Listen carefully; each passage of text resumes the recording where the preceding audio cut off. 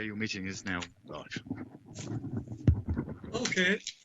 Thank you very much. Thank everybody for coming today to this Governance and Audit and Standards Committee meeting. My name is Leo Madden and I'm the chair of this committee. And we're meeting virtually. I have to read this out. We are meeting virtually in response to the limitations placed on governance by the COVID-19 pandemic.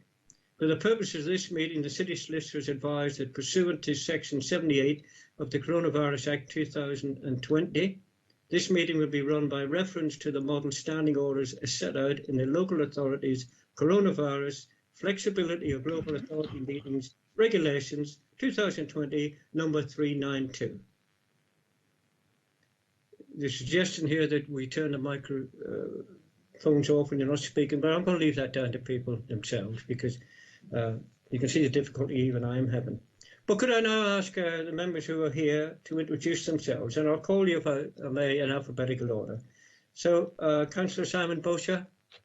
Good afternoon, Chair. Councillor Simon Bosher, Conservative Councillor for Drayton and Farlington. Thank you. Councillor John Ferret. Good afternoon, Chair. Councillor John Ferret, Independent Councillor for Portsmouth. Thank you. Councillor Judith Smythe. Councillor Judith Smythe, St Jude Ward, present, Chair. Thank you. And Councillor Neil Young. Chair, Councillor Neil Young's having difficulty joining the meeting. He's going to try to, but he hasn't been able to do so at the moment. Okay. Okay. Chair, are we quorate?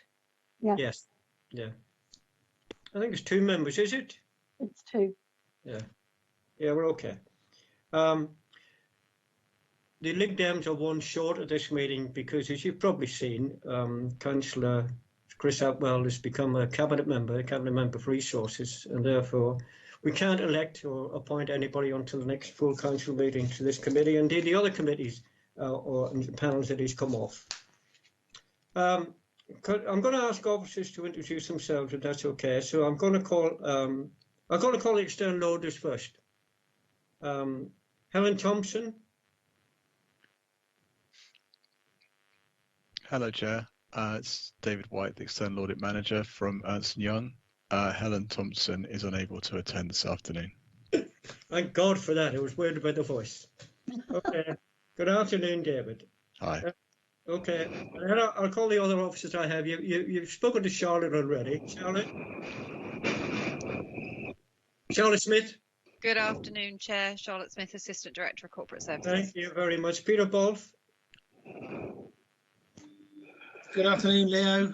Peter Bolf, Solicitor, here in present, if not in mind. Thank you. John Thomas. Hello, everyone. Complaints Manager for Social Care and the Clinical Commissioning Group. Okay, thank you. Karen Fitzgerald. Yes, I'm here. Okay. Compliance Officer. Sorry? Karen Fitzgerald, Corporate Complaint. Oh, Corporate Officer. Okay, thank you. Michael Lloyd. Hello, Chair. I'm here, Finance Manager, Technical and Financial Planning. Thank you. Julian Pike. Yes, good afternoon, Chair. Deputy Director of Finance. Thank you. Lizzie Goodwin. Good afternoon, Chair. Elizabeth Goodwin, Chief Internal Audit. Okay, thank you. Paul Somerset. He is not present for this meeting, Chair. Sends his apologies. Okay, thank you. Richard Locke. Good afternoon, Chair. Richard Locke, Acting Procurement Manager. Thank you. And Vicky Plitus. Vicky Plitus, present, Chair, Democratic Services. Okay, thanks very much. Have we any apologies then? Or that we've Councillor Young, who's trying to get into the meeting, but that's it, isn't it? Vicky? That's correct. That's correct, Chair, yes. Okay. Any declarations of interest?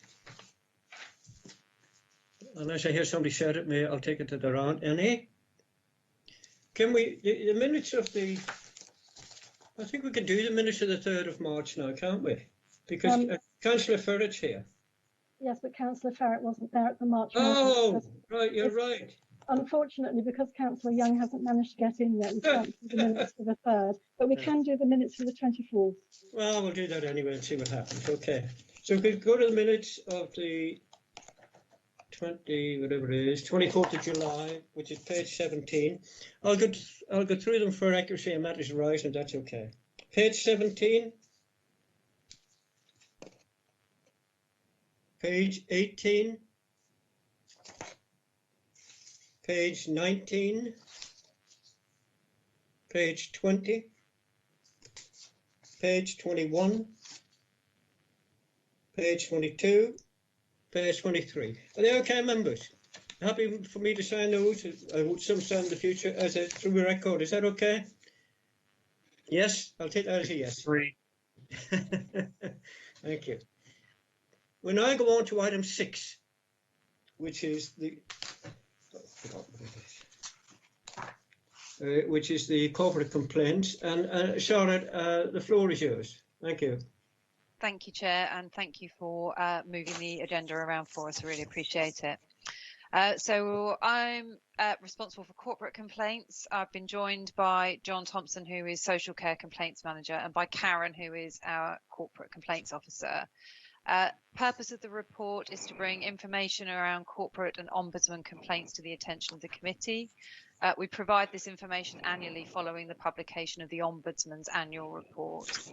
And I think it's important to say, and we say this every time really, that it would be preferable if our services were all perfect, and there would never be any need for people to complain. But in reality, we know the council won't always get it right, and so complaints are welcomed as an opportunity to put things right and to improve, our services for the customers that we work for.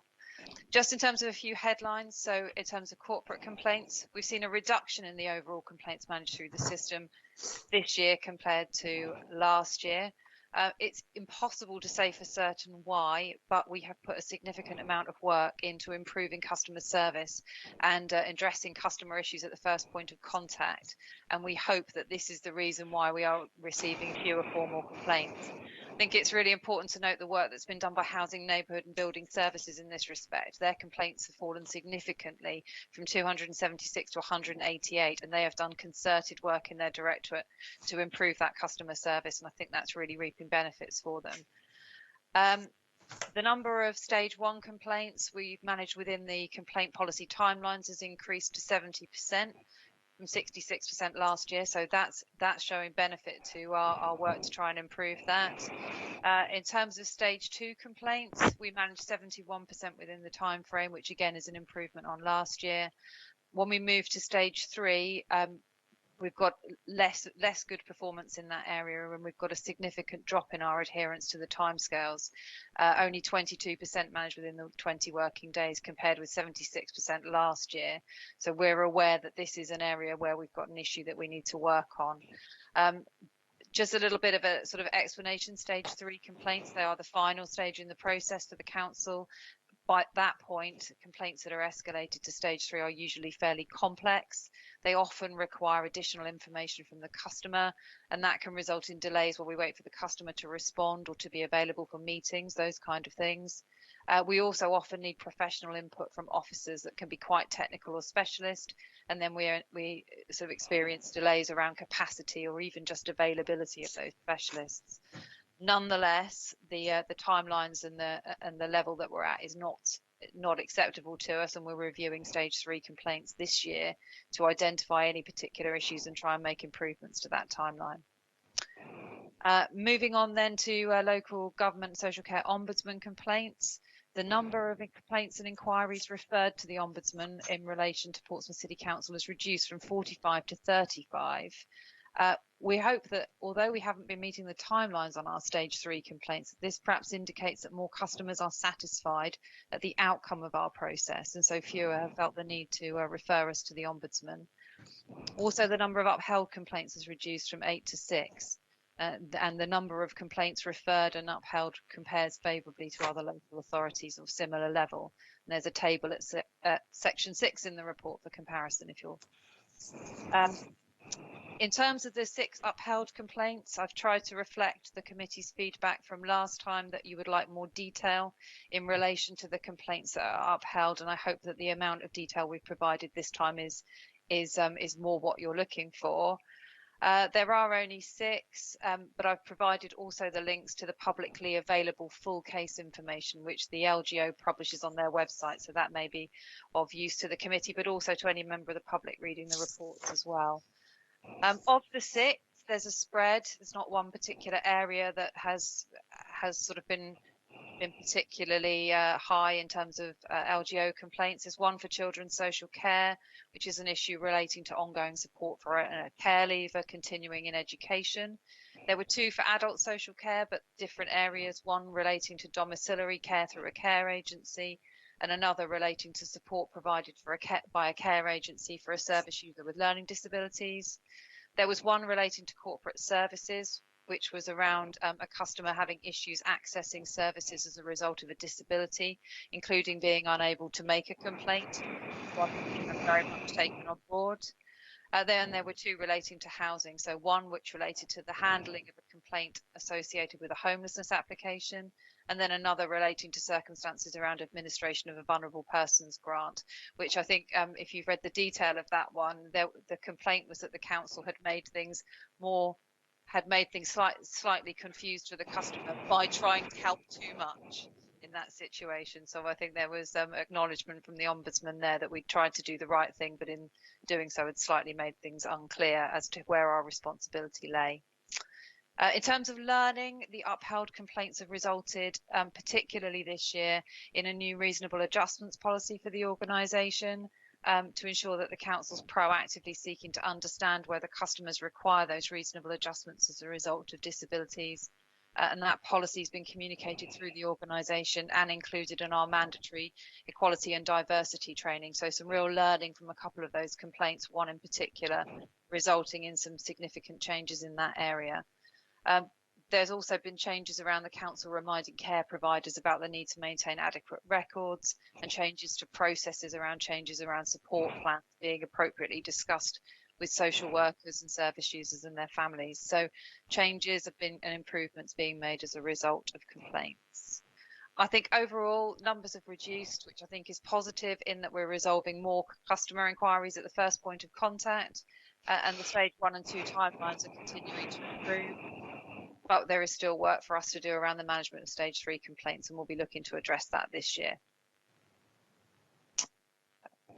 That's all from me. I'm happy to take any questions that the committee might have.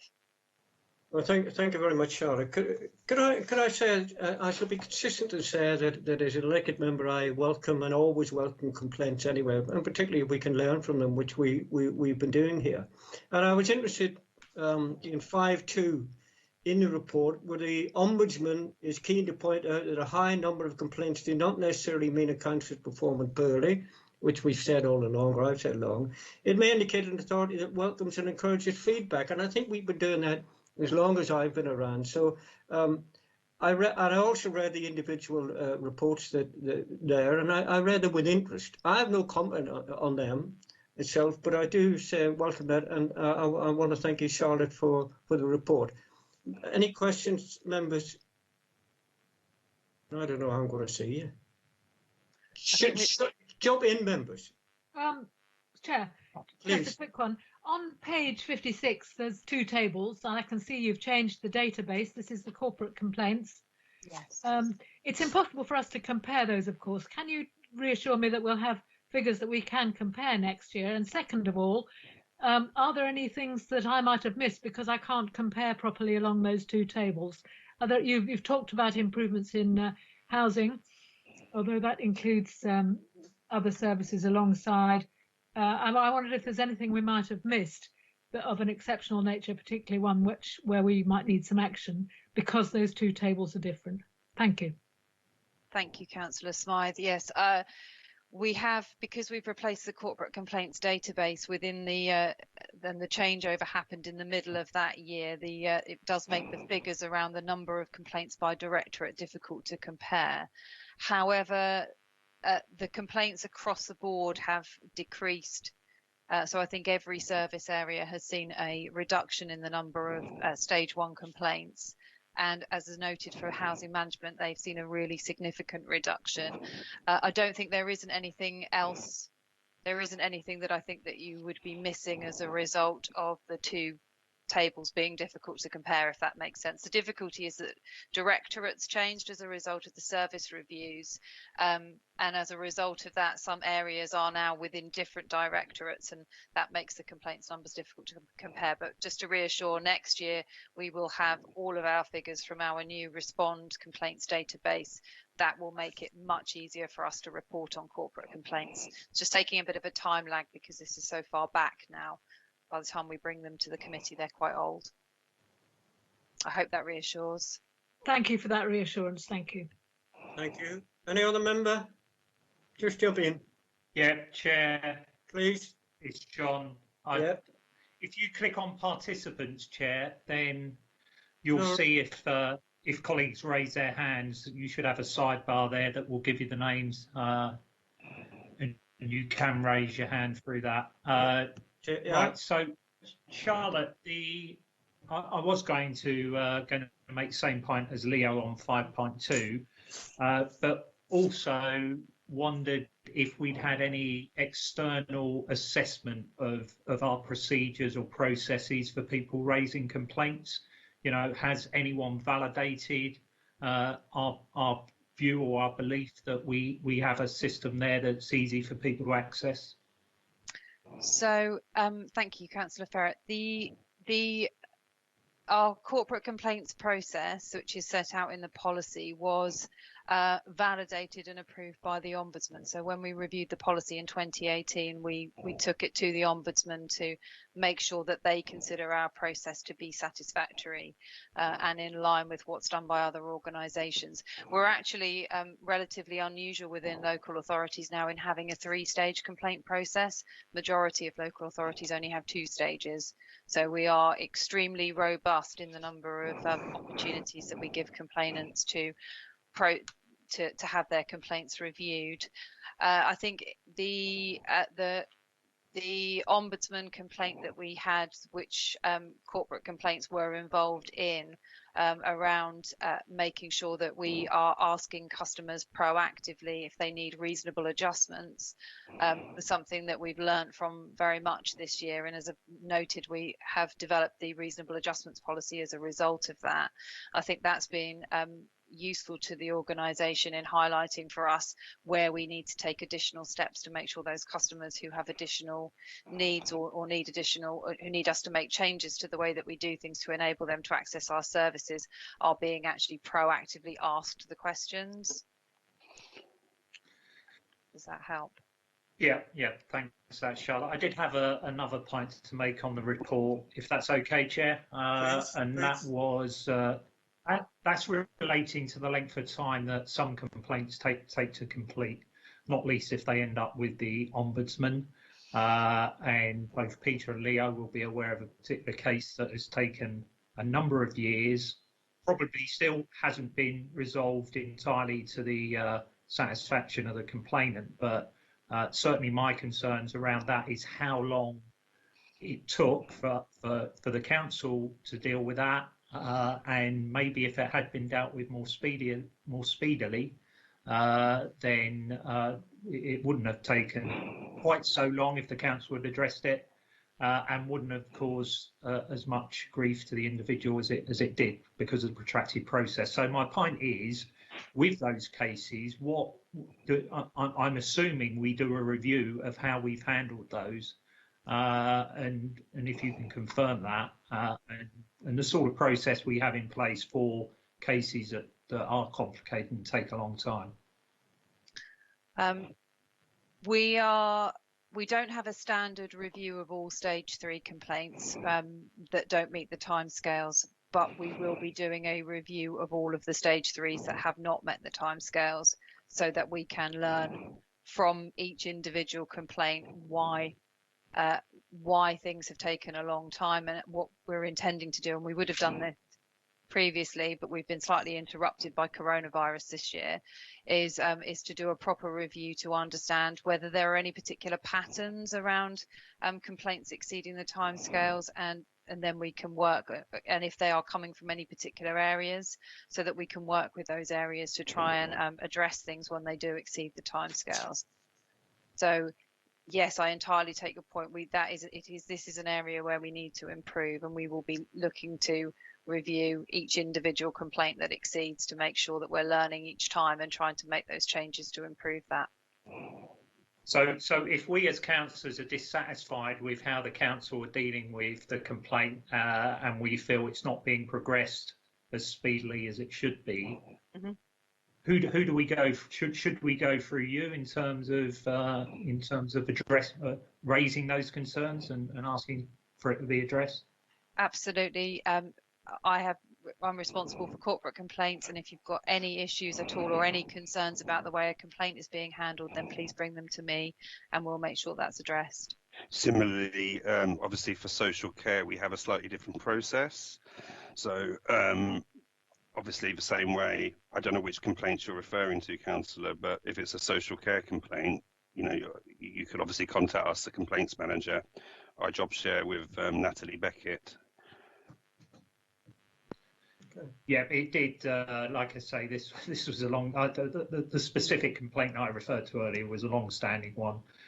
Did involve social care, but I'm really looking now at sort of if I'd known then about, maybe I should have, Charlotte. Maybe I should have been pointed in your direction by the people I was dealing with.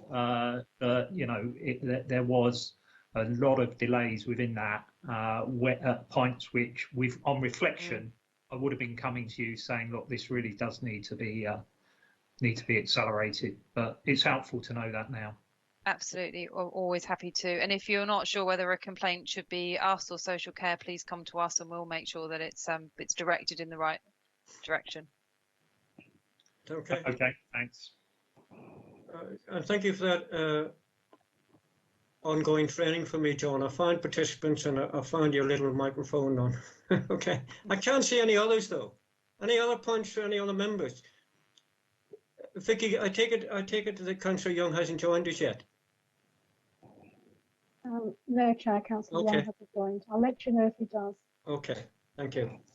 Okay, members, any other? So, are you happy to accept this? Oh, sorry, Lizzie. Sorry, Councillor. I wanted to also pick up on Councillor Ferret's question that beyond what Charlotte has already explained in relation to the complaints process, that would also be subject to audit at any given time. And I think historically, Charlotte, we have looked at it, and historically, I think it was a reasonable audit result that came out the back, but that would be subject, as would any activity, perhaps during a particular cycle for us to look at it. So again, if there's concerns that are persistent and keep reoccurring, you can always put it on the table of the auditors. Okay, Jen. Yeah, lots of angles. Well done. Thank you. Okay, members, can we know that report?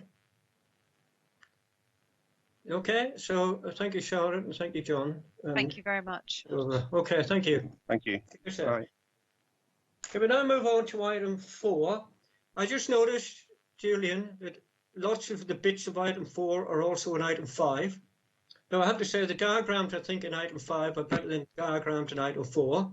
So perhaps you might want to put the better ones in there. Well, I take it you're going to do it separately anyway, Julian. So I'll call on item 4, which is Treasury Management. Sorry, just for the public, which is Treasury Management Outturn Report for 2019-2020. Thank you, Chair. Yeah. The report informs members of Treasury management activity during 2019-20 and the Treasury management position at 31st of July. The report outlines borrowing activity and the adverse effect COVID has had on the corporate bond market at the end of 2019-20, but goes on to explain that the market's recovered by the end of the first quarter 2020. Members are asked to note the Treasury management indicator, page 30. We've lost you, Julian. If Michael Lloyd, Sorry, Chair. Can you hear me now? Yeah. And if the panel, if the board would like to either ask myself or Michael Lloyd any questions, we'll be more than happy to answer them. Okay, and that's on the whole report, Julian. Report number 4, yeah. Yes, that's correct, Chair. Okay. Could I just? I'll start off with a few. Could I? I don't know which paragraph. It's borrowing activity in Appendix A. Julian, okay. And it's about the PWLB, the Public Works borrowing. And I just wondered, the paragraph under the diagram says the Treasury intends to put a stop to local authorities borrowing money from the PWLB to purchase commercial property if the aim is solely to generate an income stream. Have we borrowed money from that source to do other than buy a commercial property? Yes, that is correct, because we borrowed from that source to fund our commercial property portfolio. Sorry. Yeah. So, sorry, Michael. Yeah, we've only ever borrowed from Public Works to buy commercial properties. And also for the whole range of non-commercial council services. Oh, okay. I mean, I think something that needs to be borne in mind is that the government hasn't yet provided a clear definition of commercial activity, and therefore we don't know what activities might fall within the government's definition. Okay. I mean, for example, we've got Dunsbury Farm and that sort of scheme. Right. Okay. Could I move on to the page 33, and underneath that diagram we talk about vessel, and you give details there. I think it's in my working out we lent or spent 3.4 million on vessel. Would that be correct? That is correct in total over 2 financial years. And then you say, but had it been a successful company, the returns would have been 1.2 in 1819 and 1.12 in 1819 and 1.16 in 1920. That's correct, yes. Will these sort of things be looked at, and perhaps you'll come to Michael in a minute, but would these sort of things be looked at by external audit? You know, the returns that would have been, Michael, do you know? Well, they are considered by external audit insofar as they provide an opinion on the council's accounts. They also provide a value for money opinion. What the auditors choose to look at is really at their discretion. Okay, thank you. That's me for the minute. A couple of others, but I'll yes, Judith, please. Thank you, Chair. My question relates very much to your first question about our property portfolio. And just to follow up your question, do you think there's likely to be any sort of penalty, or are we going to have to move the borrowing for our property portfolio under Appendix A3? And a related question to that is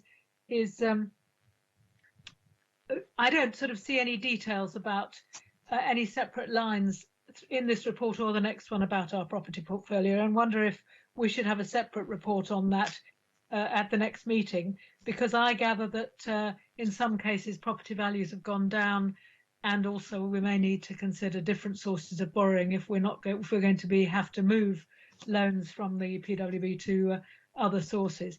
But I don't see enough reference in this report to that to know quite what's happening there. Okay. The first thing to say is that the government have consulted on the PWLB borrowing arrangements. It's not yet firm exactly what the results of that consultation would be. What the government has said is that if we have commercial activity in our capital programme, we will be unable to access PWLB funds in that financial year. We don't know what definition of commercial activity the government's going to use. Sorry, I mean, if it's acquiring new commercial property, that's not so bad. If, for example, it were replacing a commercial property, replacing a roof on the commercial property, that would be more of a problem to us. The other thing to bear in mind is that the Public Works Loans Board isn't necessarily the council's sole source of borrowing. We can borrow from the private markets, and also the Municipal Bonds Agency is being developed.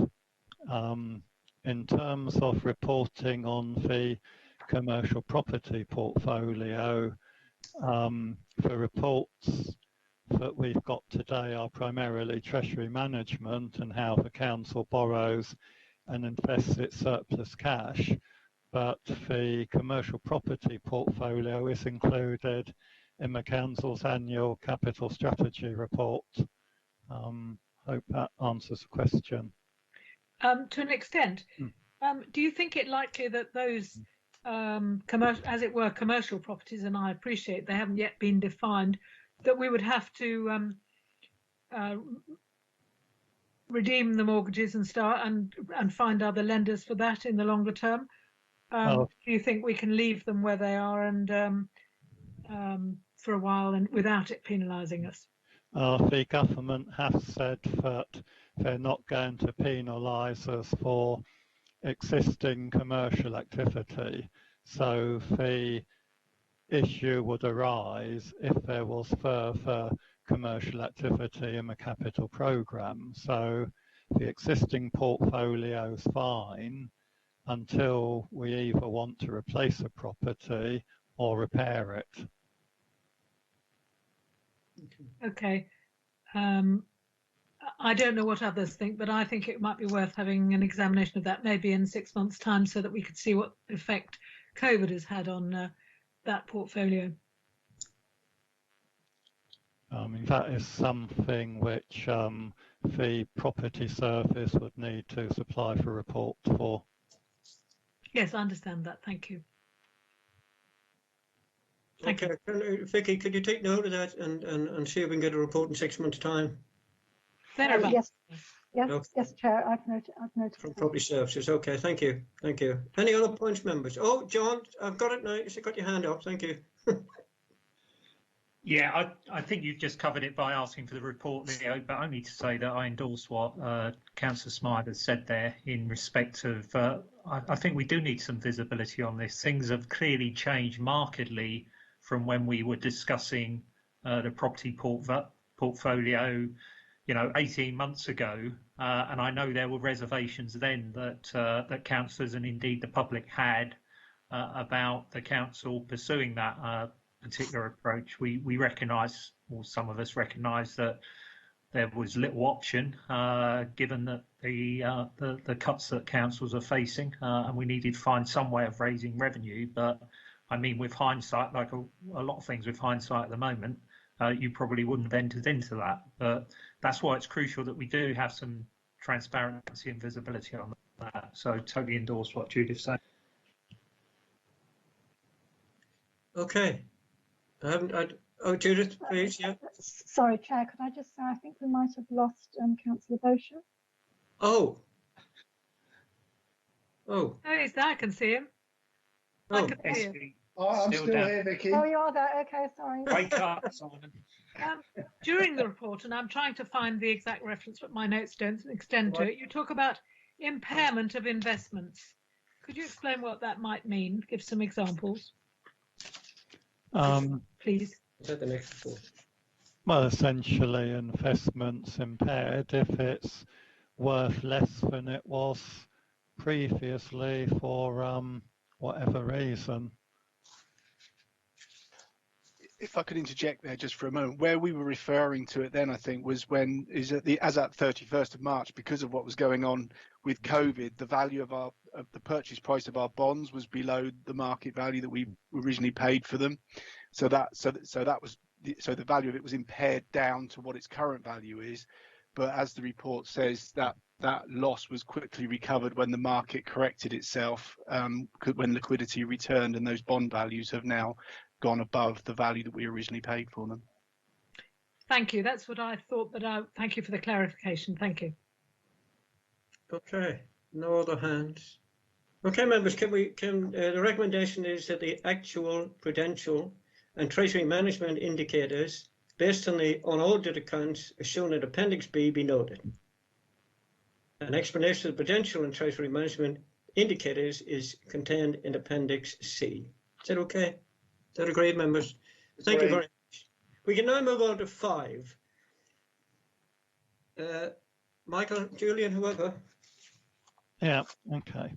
Well, this report is to inform members and the wider community of the Council's Treasury Management position at the 30th of June this year, and report that there's been no breaches of the Treasury Management policy or limits.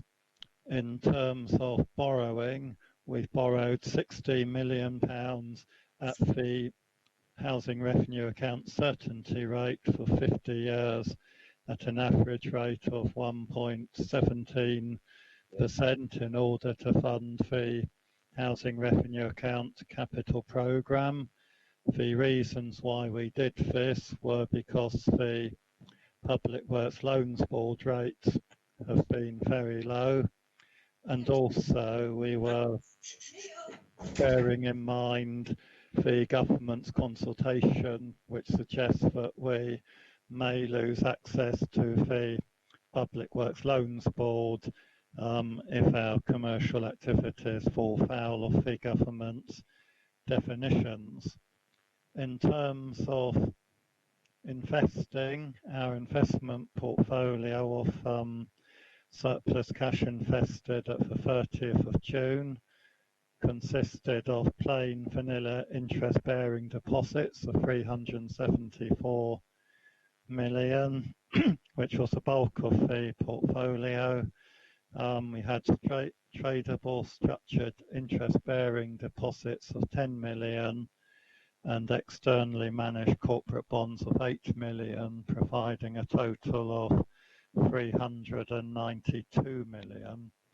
Our overall return was 2% on an annualized basis, but the important thing to bear in mind is that the majority of our investment income came from structured deposits and corporate bonds, which make up less than 5% of our investment portfolio. The reason for those returns was that liquidity came back into the market after the initial coronavirus emergency, and the value of investments recovered. Whilst this is very welcome, we don't expect that sort of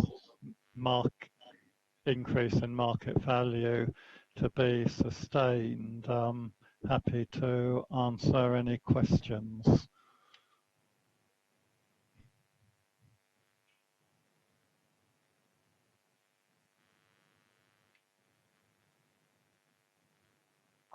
I think we've lost Councillor Madden. Would it be possible for Councillor Bosher to step into the chair? Yeah, that's fine. I'll go and find another chair to sit in at the moment. I think I might have one beside me. Any questions, members? Looks like you're doing a fabulous job there, Michael. Thank you. Okay. So the recommendations is noted. We have 2 there, 3.1 and 3.2. Are we in agreement with those, members? Agreed. A nod from Judith and a nod from John. Judith, you've got your hand up. Is that for a reason, or you just haven't switched it off? I think I got that. Yeah. Okay, members. Thank you very much, Michael. Thank you. Right. We're moving on to, we've done agenda item 6. Right. Bear with me, members. I'm just doing a scrolling exercise. So agenda item 7 is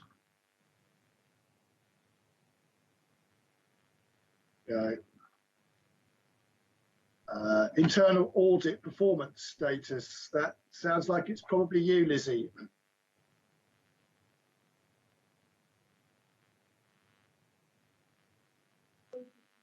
Sorry, Chair, I had you unplugged. You had me unplugged.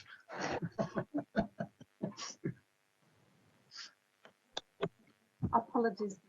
I had you unplugged because my Eat with these, which is not a technical audit problem, but anyway, moving on to the report, and thank you. So in relation to audit activities, we present to you obviously on a regular basis to say the work that we have undertaken. I think it's probably very appropriate to raise that whilst the last time I presented to committee, we had made plans to change the audit plan. That was to factor in, obviously, I think this might be a councillor joining us, perhaps. Sorry, on my screen I can say, see, waiting to admit. So yes, last time when I presented to you, we made some amendments. This was to factor in, obviously, COVID-related issue. I think the most important thing really that we definitely have to factor in, and you'll see that I've presented in here a number of additional movements within our proposed work for 2021, is where we have shifts in priority or where we have additional grants that are coming on the table. And the level of the grant work is significantly high. So I do want to talk you through, if that's okay, some of the amendments that have actually been made. So we are on plan, and if I can draw your attention to pages 73 onwards, because the others are just giving you background. So we have proposed work of 109 reviews. Of those 109 reviews, obviously it's broken down into areas of where we are doing follow-up work, where we're doing an additional follow-up, and where we are doing a full audit. And the second follow-up review are processes that we had agreed with you that where we carry out a natural follow-up and the actions haven't been implemented, we don't want to take them off the table. We're coming back and we're having a second revisit. So you can see we are progressing with our work. We were slightly behind, I think, at the beginning of the year. Apologies for the misspelling in September. But then going through on page 74, we usually narrate for you the additional pockets of work that we're involved in. There is an increased level of advice that we're being called upon to provide, which is appropriate because of the circumstances we're under. And we have an increase in special investigations where at the moment, I won't share with the committee, but I will present a paper at a later date to go over the additional work that we have been involved in. Page 75 is very relevant for you because it needs to show the audits that are being added to the plan and the audits that I am proposing to remove from the plan. And the only reason I am removing them are predominantly around the level of resource that we have available because of the additional work that we're being presented with. Moving on then to pages 78 onwards, I'm reporting the areas where we've undertaken a review and the general results within those activities. There are no areas of significant concern to bring to your attention at present. And so beyond that, you can see the grant verification on page 82 that we have at the moment undertaken, and we are closing down. There will be significant increase in the number of those that I'll need to present to you, because most of the additional pockets of money that has been given to local authorities all require some kind of verification. So in a nutshell, we are on target to complete the work that is scheduled. The work that was previously presented to you as our plan of activity, if there are any other amendments to that, I will include in the progress report on a regular basis. Section 4 should have narrated those areas that we've made amendments on, and there are no new areas of concern. So beyond that, Chair, I wasn't going to go into any other detail, and I'm more than happy to answer any questions that arise. Leo, are you back in the meeting? Yes, I'm sorry about that. I'm gonna have to leave. We're having some domestic problems here. Could you take over? Yeah, absolutely no problem. Thank you. Thank you, sir. Judith, you're waving your hand there. Yes, thank you very much for a generally very encouraging report. I've got 3 or 4 related questions. The first is a general one that I was fearful when I first opened this report that your program would have been greatly held back by COVID. But would I be right to assume that a lot of it actually does require some quiet consideration of paper evidence and some phone calls, rather than actually going into the backs of people's cupboards, which I seem to remember in the old days was part of how you did it? Would that be a correct assumption? That would be a correct assumption. I have put in place a risk assessment so that every single audit we carry out the risk assessment with how we're going to obtain the evidence, because I need to balance we are independent and we need to trust the source of what we are pulling and how we're pulling it, but that is balanced with the caveat of there are some areas, for example schools, where we are totally flexing how we do this, and it may be that we pick up the records, they get quarantined for a while, and then we undertake. So in general, my assumption is right, and I'm really pleased to see that. Did you suffer any lack of resources in your team to do this because of the COVID situation, in which case even better done? We did. We, at the beginning, when critical services were maintained, we maintained all audit activities that didn't have a direct impact on an audit client or an auditee. So there's an awful lot that we attempt to always do behind the scenes. So because we have access to all of the systems and in theory records, those that were electronic and we could still complete, we did.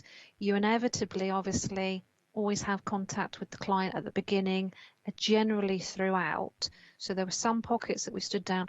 There were also a number of my officers that were redeployed, and they were predominantly redeployed in 3 areas. It was either to undertake the business grant assessments in order to support revenues and benefits to process the claims that they had. It was in customer services, where I had an officer who had historic experience in that area, or I had an officer actually that was assigned to a care home and they were cleaning. So varied. We have to be a little careful with if an auditor, for example, not COVID related, but spent a period of time working in payroll, we then have a conflict with us being impartial and other officers need to be used. But we did hemorrhage a fair amount of time at the beginning time of the year, which is why the plan is slightly reduced to previous years, and it is being reviewed on a regular basis because of other changing needs within the organisation. And if we get hit again, I fully expect some of my officers to need to support other areas.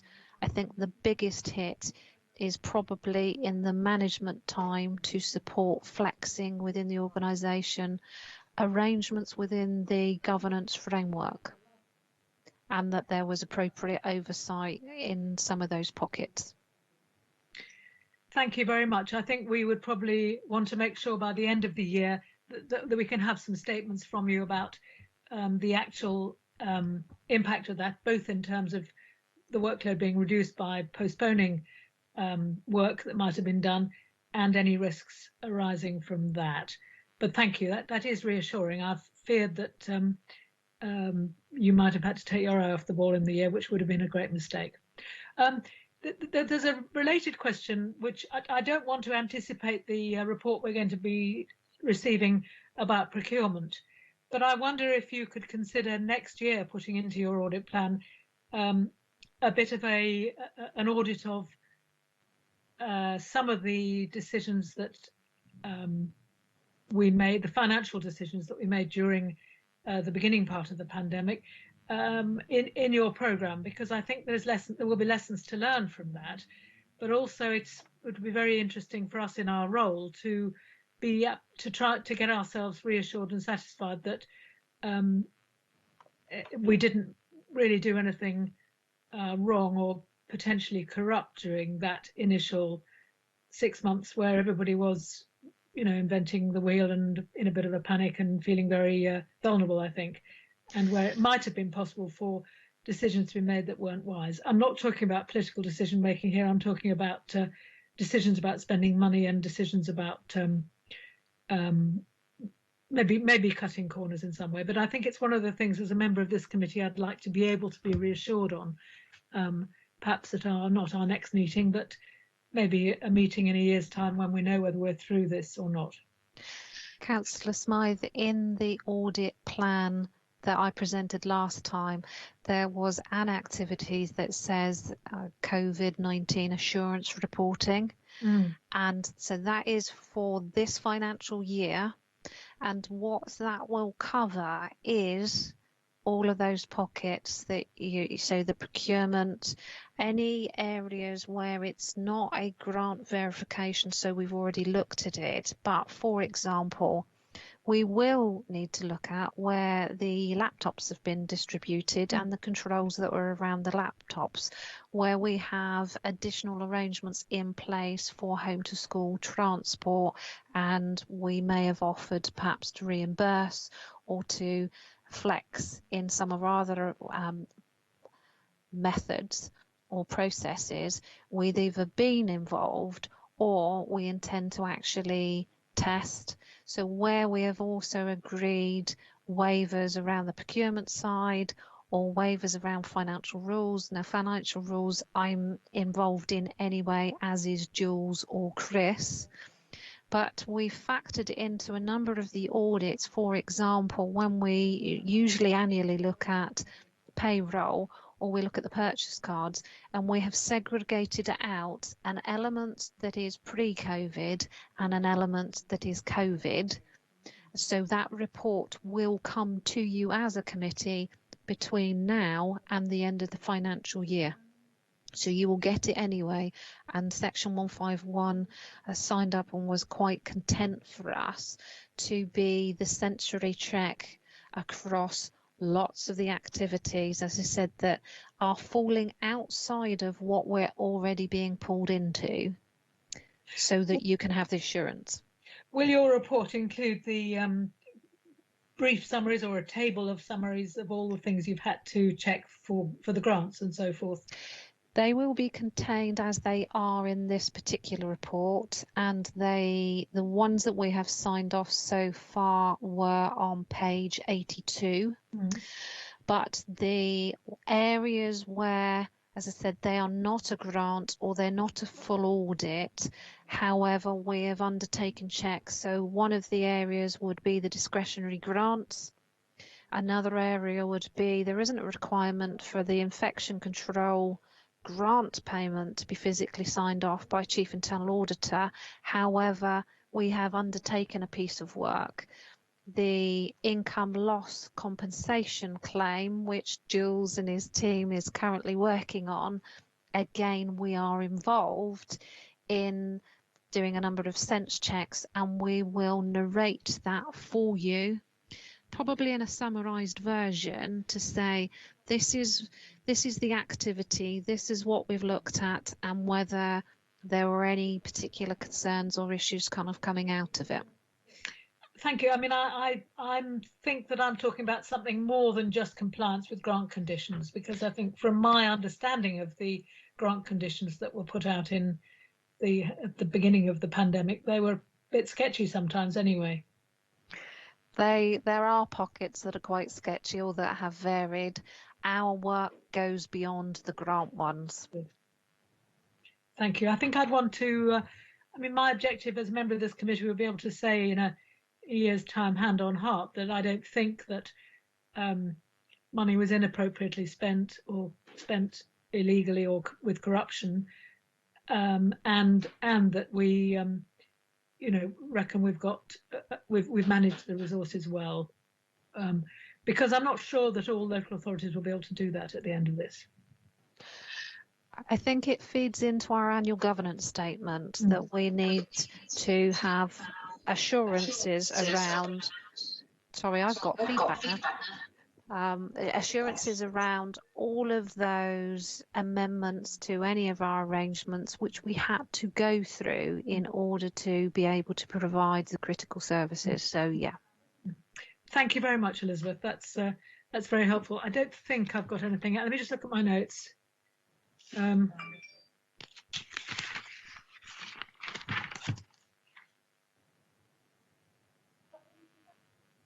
Yeah, that's the main thing. Thank you very much indeed. Thank you. John, do you have any comments?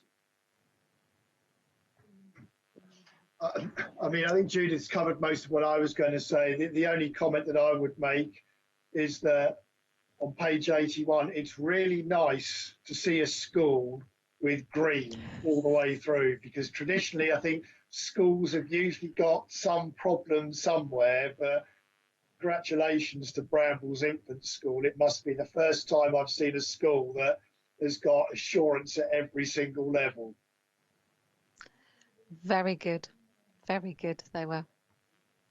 They should be held up as the beacon of good practice, I think.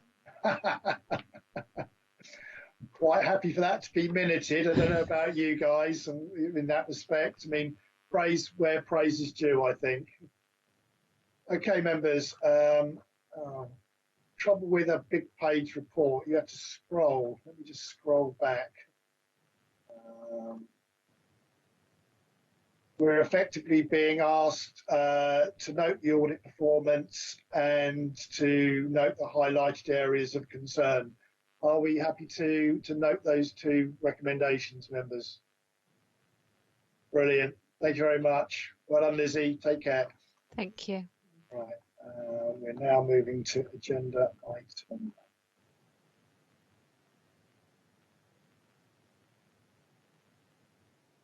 Bear with me.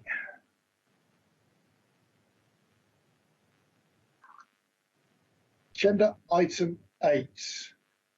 Consideration of political balance rules in relation to the constitution of subcommittees considering complaints against members. I think that's probably you, Peter. Oh, it is. Thank you, Councillor Bosher. Every year we present this to GAS on the basis that we disapply the political balance rules to enable a wider field of members to be participating in the code of conduct process, and most particularly the initial filtering panel and membership panel to deal with the filters with me. I'm going to ask you to do what you do every year, which is to disapply them for the purpose of this, and it essentially means you look at it again in May 2021, having looked at it in previously last year, in the 26th of July 2019. So I'm going to ask you to do it again. Do I have to declare an interest because I've been on the initial filtering panel? No. No, none of. That qualifies you. The initial filtering panel, Judith, is drawn from members of governance and audit anyway. So if that was the case, we'd all probably be declaring an interest on that basis. This is effectively so we don't end up with the largest party with all the seats, effectively initially filtering a member of their own party, shall we say, in that respect. I think Peter's right. It's something that we do every year to make sure that we can do it, and it probably helps Vicky enormously in the fact that it increases the size of the number of councillors that can say, "Sorry, Vicky, I can't do it." So she's making more phone calls. Thank you, Simon.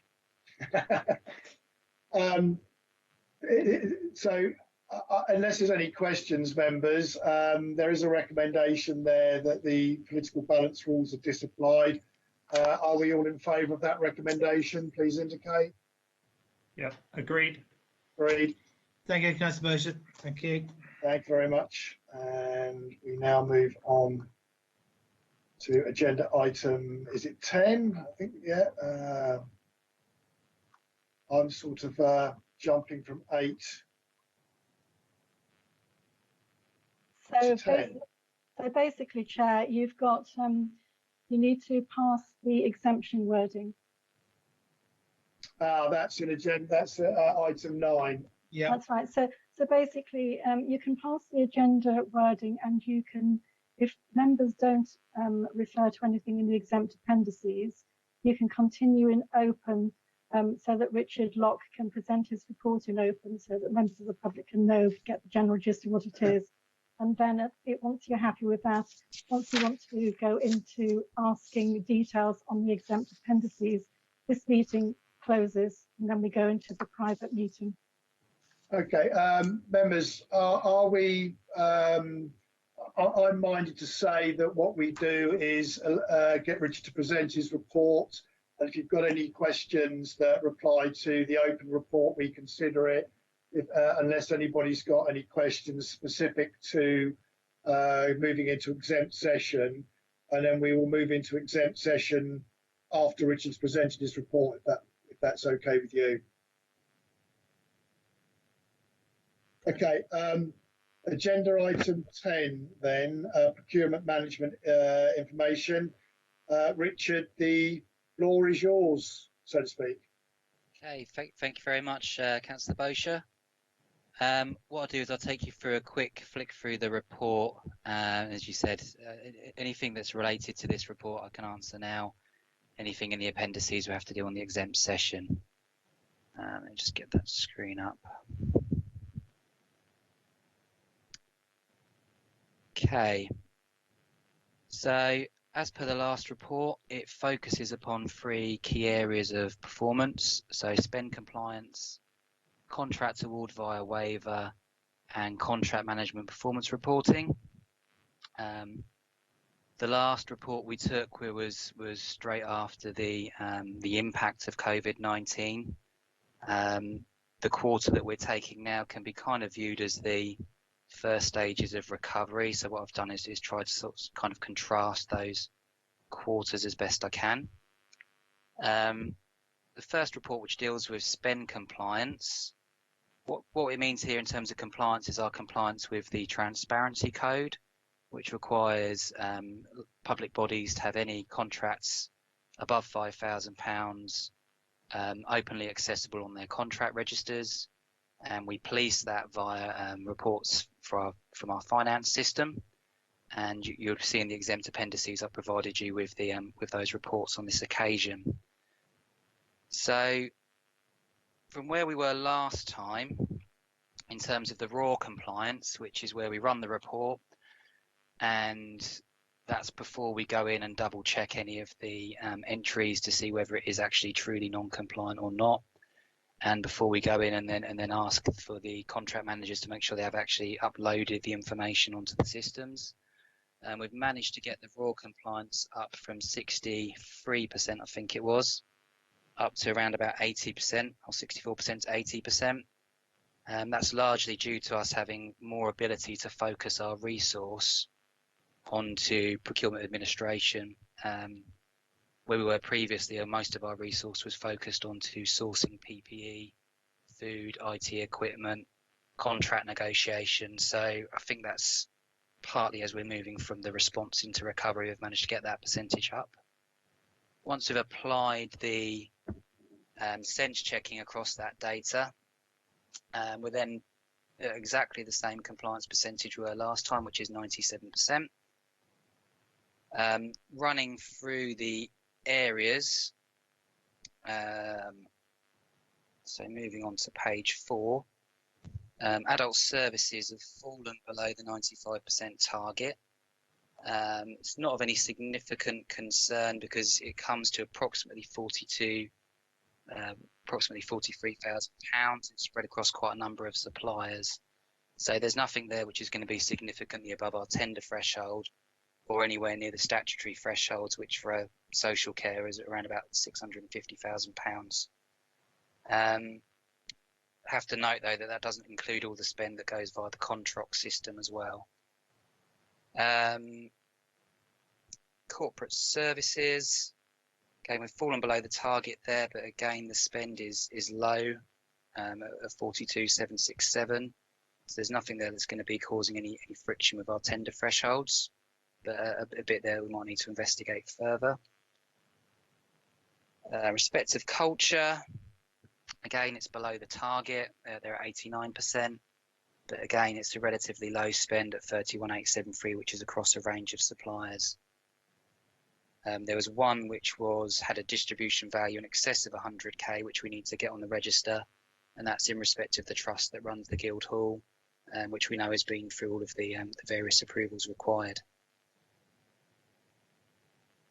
Moving into housing, neighbourhood and building services.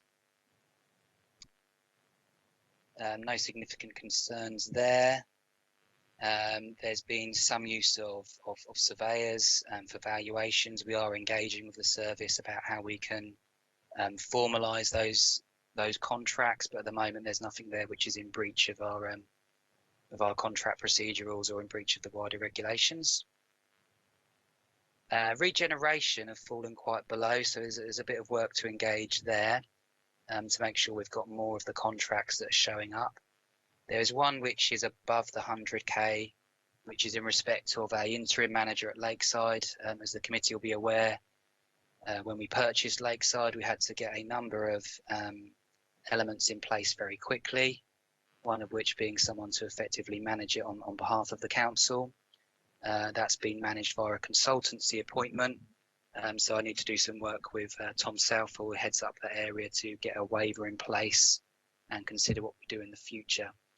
It's still well below the £189,000 statutory threshold, but we need to do something now to see what we do to make sure we don't get into a problem in the future on that.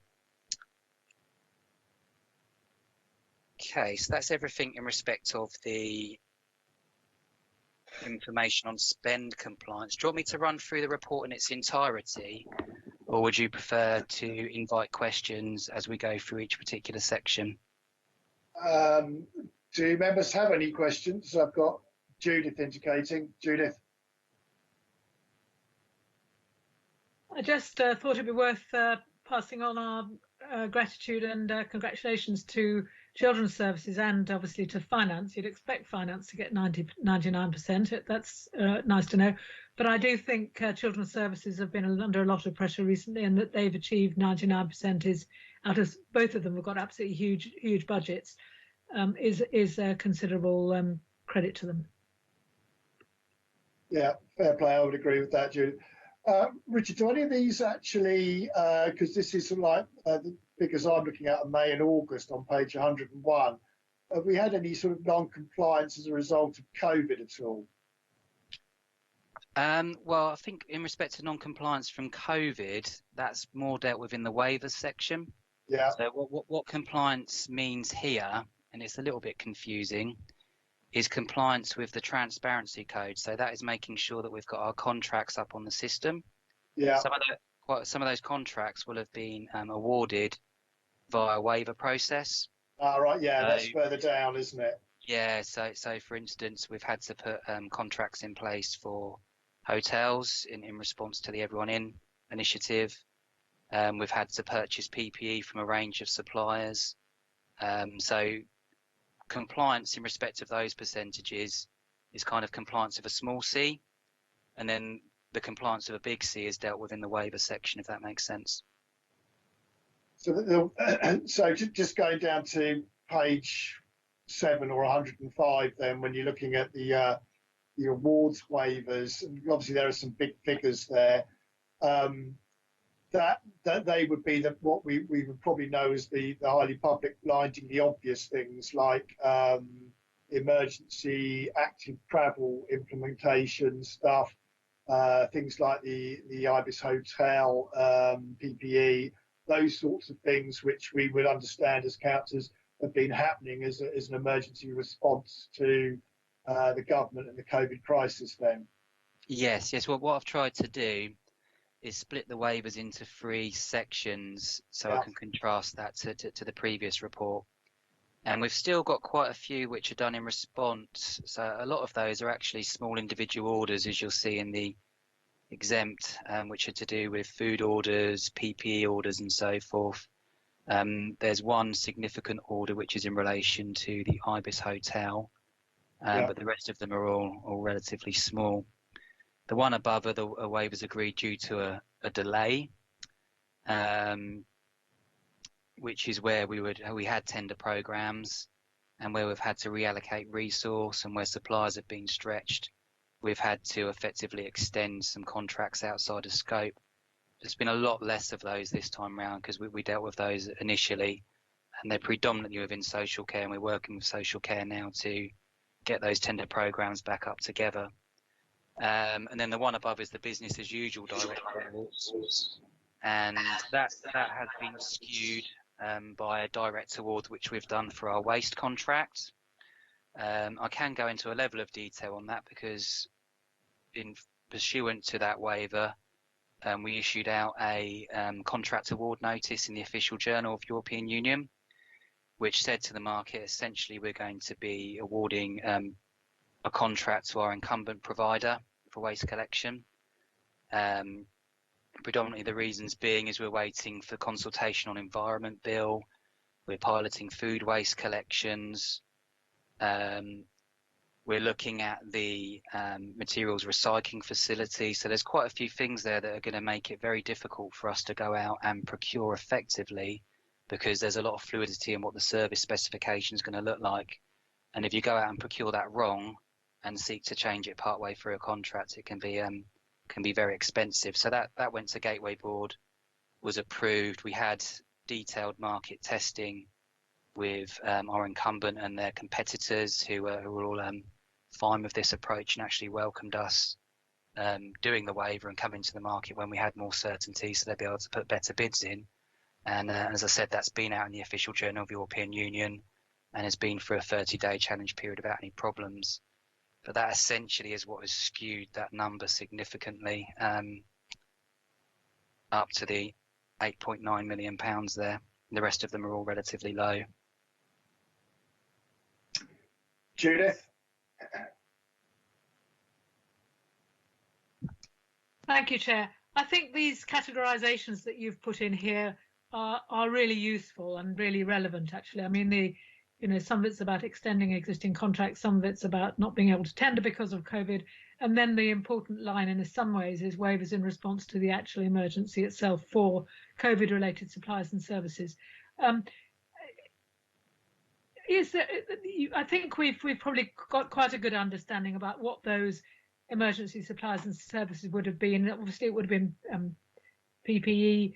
Can you just list some of the items that it would have been, not going into confidential details, of course?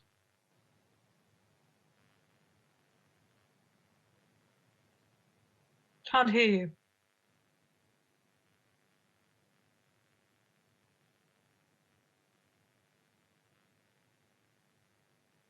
Apologies, I've got a controller on my headset and I think I must have sat on it and muted myself. Can you hear me now? Yes. Apologies. Can we have that in the council chamber, please? dear. Okay, so sorry about that. Yeah, so we've had to continue purchasing PPE. That constitutes still a relatively large spend, but not as much as it was previously, because we built up a buffer stock, and we're hoping that buffer stock is going to take us through now, probably towards the end of the year. And we're also hoping that central government follows through on its PPE portal, which, if all that goes smoothly, it will mean that we will be able to direct providers to that portal, not have to get so involved, and not have to spend directly, because where we're spending at the moment, we're then having that recompense to us, as I'm sure the committee is aware, via the central government assistance. So PPE still falls into that area. Food, but less so now.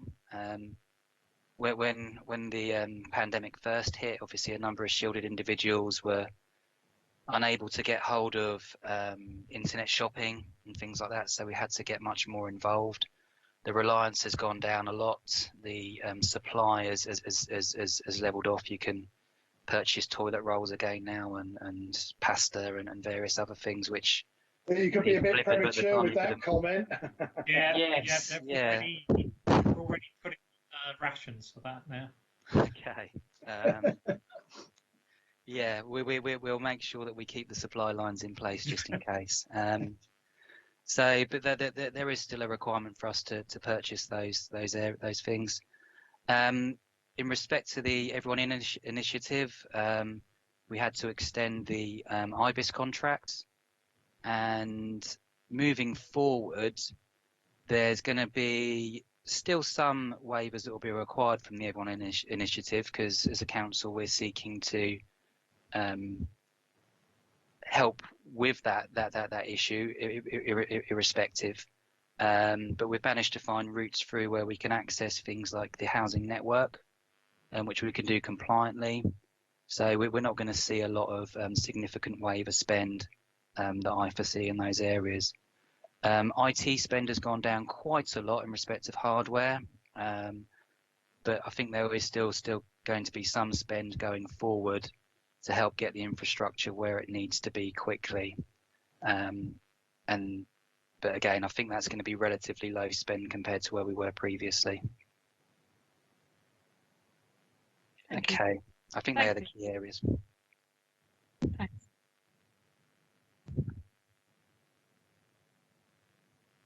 Members, any other questions? Second question. Sorry. I think this is a good report, and the fact we've also had some additional information to look at has been very, very useful. Thank you.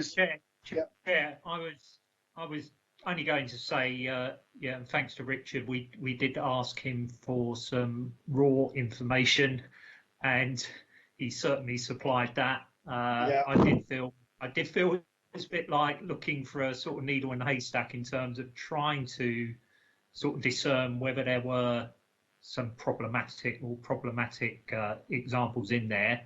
Clearly, we're reliant on Richard bringing them to our attention if there is. So, Richard, I mean, like I say, I couldn't discern anything in there which sort of rang alarm bells as such.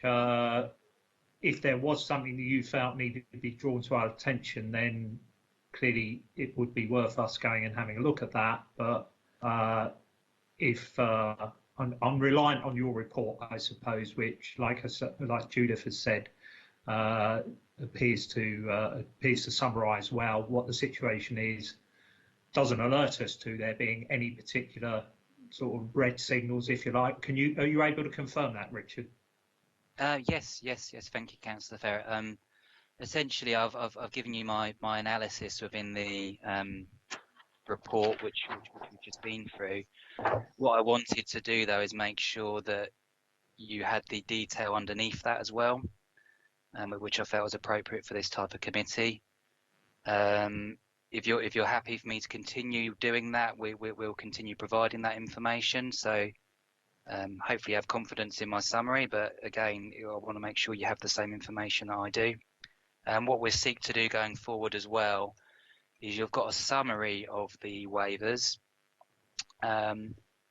We are getting our procurement admin back up to where it needs to be, and we are effectively going out to recruit into some positions to that effect. So what I'm hoping to do for the next committee is to actually provide you with that level of detail on the waivers as well, so that you'll be able to actually see the content of those waivers rather than just the general gist of what they are about and values and terms and so forth, if that would be useful to you. Yep, that'd be great. I mean, I also like your table on page 108, page 10, about the KPI performance. I'm really glad to see that added into your report, because so often it's just all about procurement and not about contract management. Thank you, Councillor Smart. Do you want me to move on to the KPIs section on the report, or was there any further questions? Please do, Richard. Yeah. Yeah. So the KPIs, we don't have any red KPIs, but the concern that I have, which I've outlined within the report, is that we don't have the KPIs being completed by the services. So the key focus that we've put on since the last report is to get visibility of the contracts, which is our starting point, is to get the contracts on the system. And then the next focus that we're going to have is to get the KPI performance completed by the services, and to start scrutinising if we've got contracts there that services are saying aren't suitable for KPIs. Are they really not suitable for KPIs or necessary? So there's going to be a bit of work that we're going to do to review that, get the KPI information up to date, but also review how we're asking for those KPIs and make sure we're doing it in a relevant and proportionate manner.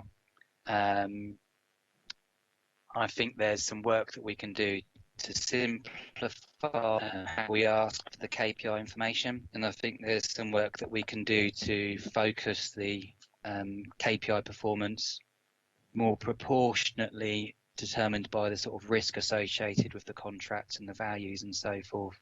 So that's a piece of work that I'll be looking to address, and hopefully provide you with some improvements in respect to performance when we come back. Okay, so Judith.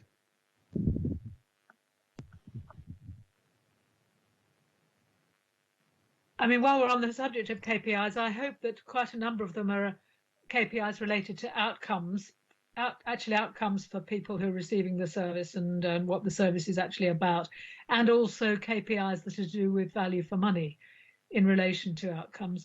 I don't think there's much use in outcomes that just say this number of people attended this number of sessions, or this number of people were, it's not about counting inputs. In other words, it must be about impact on outcomes.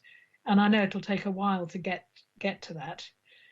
And some of it will be to do with customer satisfaction. And I think it'll take you a bit of a time to get there on some of our contracts, but I would urge you to go that direction.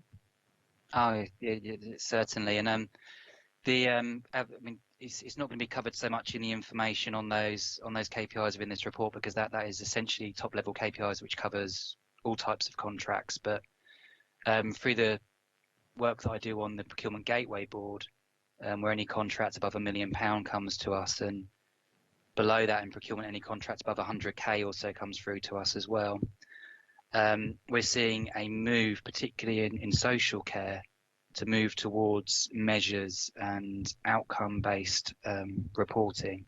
It's not wholesale. It will take time to move to that, and it will require suppliers moving to that way of working as well. But yeah, I think from what I've seen of the systems thinking interventions which have happened in social care commissioning, we are now starting to see, as contracts are being retendered, that the KPI measures are now being reviewed, and we're getting that much more kind of partnership working and inclusion of the end user in terms of what is important for them, and monitoring that we retain over time. We don't just check what's important for them at day one. We keep those checks on.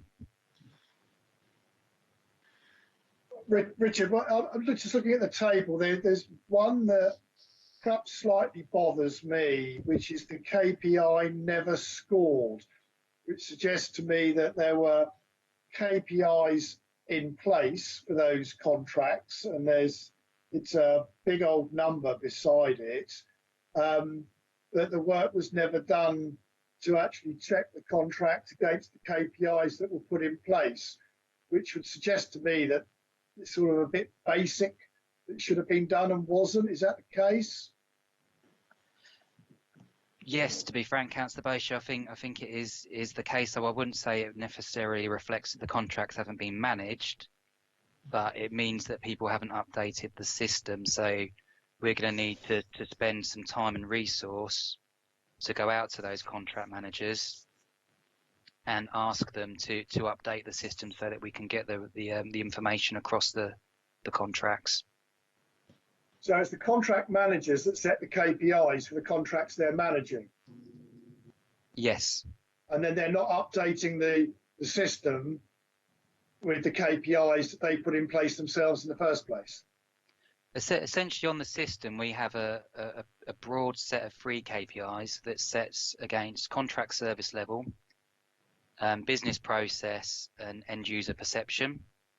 So the ethos on those free KPIs is that any contract should broadly fit within those free KPIs. Personally, I think it might be a little bit too complicated. You can probably get by just with one KPI, to be honest, but that's something we're going to look into. But essentially, underneath that, each contract will have its own set of KPIs depending on the type of contract it is. So a social care contract will have quite different KPIs to a construction contract, but broadly they should all be able to be translated into those three. So what we need to do is go out to the contract managers and say, against those contracts, with your translation from your contract specific KPIs, we need you to update the corporate KPIs so we can bring that into the report. Yeah, just harping on that one a little bit. If you take something like an adult social care contract, where it is a lot about the service that we're actually providing, not necessarily the value for money type aspect of it, there will be a set of KPIs that are being put in place by the contract manager. How would you judge the contract then if they came to do a renewal or something similar? If they haven't completed the KPIs on a particular contract with a particular company, how can you judge therefore whether that company has done a good job in delivering the contract before you go down the way of them letting them tender for another contract? Because okay. I think in response to that question, we have the procurement governance, which requires any contract of a lifetime value above £100,000. When it's coming up for extension, that needs to go through procurement. It needs to be signed off by the relevant service director, and it needs to be signed off by legal. And part of that is completion of the extension form, and that asks all about how the contractor has been performing. And that's where we request to see if the KPIs have been complete. And largely, the KPIs have been completed, but unfortunately, they're not always translated onto the system. We do have some instances where extensions come forward and the KPI information has been lacking. And one of the key things that we state going forward is that we want to see more information before we approve it, and we certainly then want to see that the KPI management is properly resourced and dealt with during the extension period. So we do have that check there, and we do ask as part of the extension as to whether the intent KPIs are being completed. Unfortunately, the intent KPIs aren't always being completed, but on the whole, when those extensions come to us, we are finding the contract management KPIs are being completed.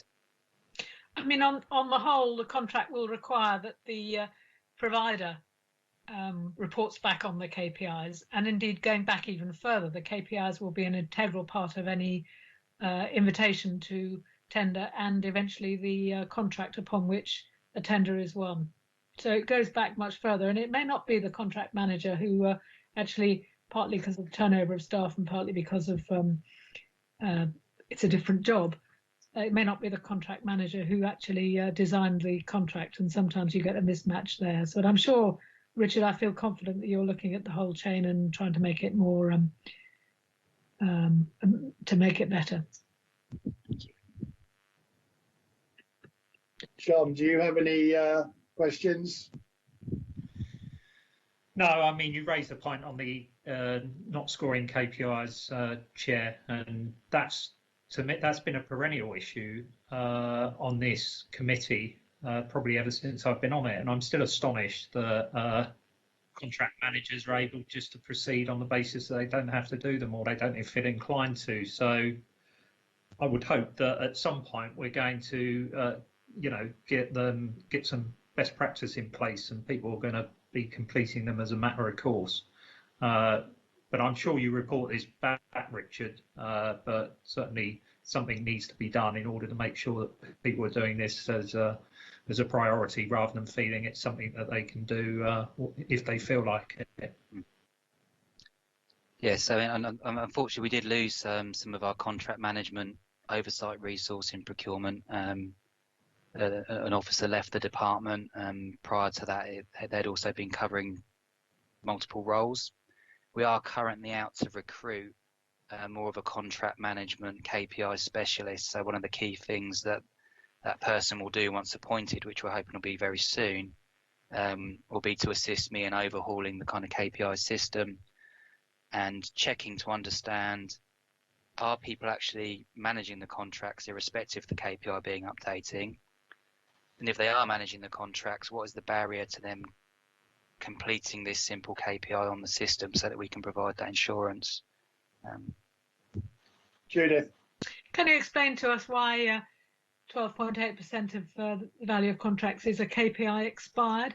I can't imagine many times when you have a KPI that didn't last the length of the contract, or if you were renewing, you would renew the KPI. What's the reason for that figure? The definition of expired KPI, as it states, the schedule is in place and at least one KPI score has been recorded, but there hasn't been a KPI scored in the last 12 months. So this would so be... it's the KPI report that's expired, not the actual existence of the KPI. Yeah, so the contract is still running, but the KPI information that we have is running off of a report that was done some time ago. So it's around that confidence. If a contract is running for 3 years, but the last time the KPIs, so that's... You explain it in the key. So it's really another one for chasing people up, isn't it? Yes. Yep. Thank you. It sounds like it's about systems management as much as anything else, and getting people to dot the I's and cross the T's as much as anything, doesn't it? Okay. Members, any more questions? Do either of you have any questions that require us to go into exempt session on the other reports? No. No? In which case, I think, thank you very much, Richard. I think it's just a noting report, isn't it? So I think personally, I think it's a very good report, very challenging, asked some good questions. I think it's been very well presented as well. Thank you very much. Thank you very much, Chair. Thank you, committee. Thank you. Thank you, Richard. Thank you. Okay, members, I think that's the last item on the agenda. So with that, I think we can declare the meeting closed at 20 to 4.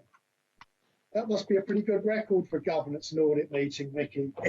It Thank must you very much for chairing, and everybody else for their report. And let's hope Leo sorted out his domestic.